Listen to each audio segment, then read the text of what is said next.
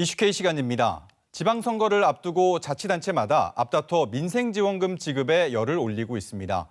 문제는 이들 지자체 대부분의 재정 자립도가 매우 낮다는 건데요. 민생지원이냐, 선거를 앞둔 선심성 포퓰리즘이냐 시선이 엇갈립니다. 참여자치 전북시민연대 이창엽 사무처장과 함께 이 문제 짚어보겠습니다. 어서 오세요. 네. 전북은 현재 남원과 임실, 정읍에서 민생지원금 지급을 시작했거나 지급이 예정돼 있습니다. 추가로 지원하려는 지자체도 있을 텐데 어떤 재원으로 주겠다는 겁니까? 네, 추가로 검토하는 지자체가 더 나올 가능성이 높죠. 경기가 회복된다는 느낌이 좀처럼 들지 않고 그리고 골목상권을 비롯한 그 바닥 경기가 별로 좋지 않습니다. 네. 소비 심리 회복과 지역 경제 순환을 위해서 지자체에서 선택한 방법이 소비 쿠폰 또는 지역 화폐로 지급되는 민생 지원금입니다. 문제는 이제 재정 여건과 무관하게 경쟁적으로 이걸 도입하겠다고 나서고 있다는 점인데요. 네. 전북 지역 지자체들의 재정 자립도가 10% 안팎인 상황에서 예산에 여유가 있어서 지원금을 지급하는 경우는 아예 없다고 보는 게 맞고요. 네. 기존 사업 예산을 조정해서 재원을 만들거나 아니면 통합 재정 안정화 기금을 이용해서 재원을 만들고 있습니다. 이런 방식은 일회성 성격이 강해서 지속 가능한 재원이라고 보기가 어렵고 결국 미래에 써야 할 돈을 앞당겨서 쓴다는 점에서 매우 우려스럽습니다. 네. 관건은 어느 정도 효과가 있냐는 건데요. 네네. 지난해 정부가 민생회복 소비 쿠폰을 지급한 이후 소상공인 매출이 늘었다는 분석이 있지 않았습니까? 네, 그렇습니다. 자치단체 민생지원금의 효과는 어땠습니까? 비교 분석한 자료가 있습니까? 예, 정부의 소비 쿠폰 정책이 소비 진작으로 침체된 내수 시장을 활성화시켰다라는 효과가 있는 것으로 확인된 바 있고요. 네. 특히 시민들의 소비 심리 회복에 큰 기여를 했다라는 연구 결과도 있습니다. 하지만 지자체 민생 지원금의 경우 지역과 방식이 서로 달라서 통합적인 비교 분석 자료는 이제 많이 없습니다. 그런데 다만 일반적으로 이제 단기 소비 증가 그리고 매출 증가 효과는 있었으나 지역 경제 전반이나 소상공인의 구조적 회복으로 이어졌다라고 평가하기에는 근거가 충분하지는 않습니다.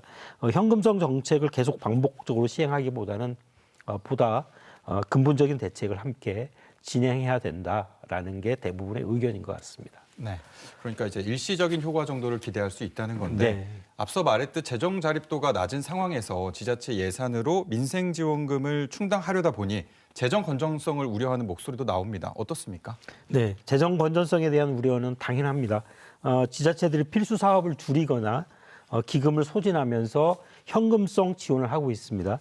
재정 여력이 크지 않은 지자체가 반복적으로 현금성 지원을 할 경우에 중장기 재정 부담이 이제 누적이 되고 정작 필요한 복지, 돌봄, 지역 인프라 예산이 줄어들 가능성이 이제 높아집니다. 네.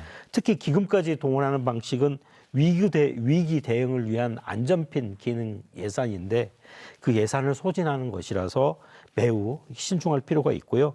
게다가 인구가 상대적으로 많아서 예산 지원이 감당이 안 되는 지자체도 있고 그리고 아예 민생지원금 예산을 마련할 수도 없는 지자체도 있습니다. 그래서 이런 지자체들 주민들이 상대적인 소외감이나 박탈감 그리고 불만들도 현재 있습니다. 네. 이 민생지원금 지급이 논란이 되는 이유는 무엇보다 지금 지급하는 이 시기가 6월 지방선거를 앞둔 시점이기 때문이겠죠. 지급에 나선 지자체 대부분이 현 단체장의 출마 가능성이 높기 때문인데 선심성 행정이란 논란도 있고요. 어떻게 보십니까? 시점을 보면 시민들이 의심하는 건 매우 자연스럽습니다. 선거를 불과 몇 달 앞두고 현금성 정책이 집중되는 것은 아무리 명분을 부여해도 선심성 행정이다라는 인상을 줄 수밖에 없습니다. 네. 정책이 적절한가 하는 것은 정책의 필요성, 지속 가능성을 함께 따져봐야 하고요. 또 정책 집행은 선거 시기와 무관하게 일관된 기준과 절차에 따라서 추진되어야 합니다. 행정이란 게 선거 전략에 따라서 왔다 갔다 할 게 아니라 시민의 삶이 장기적으로 나아질 수 있도록 하는 것이 기준이 되어야 한다라는 점을 분명히 할 필요가 있습니다. 네. 그렇다고 이제 민생 회복 문제를 외면해서는 안 되겠죠. 네. 앞서 민생지원금이 근본적인 대책이라고 보긴 어렵다라고 말씀하셨는데 그렇다면 어떤 해법이 필요하다고 보십니까?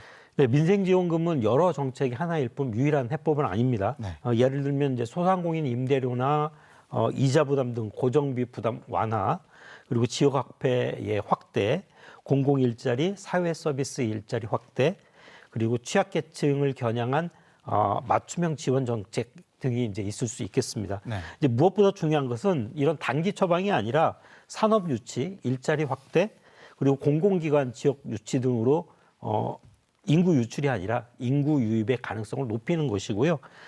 이것을 통해서 지역 경제의 체력을 키우는 방향으로 정책을 추진하는 것이 지금 필요한 거 아니냐, 저는 그렇게 생각합니다. 네. 여기까지 듣겠습니다. 고맙습니다.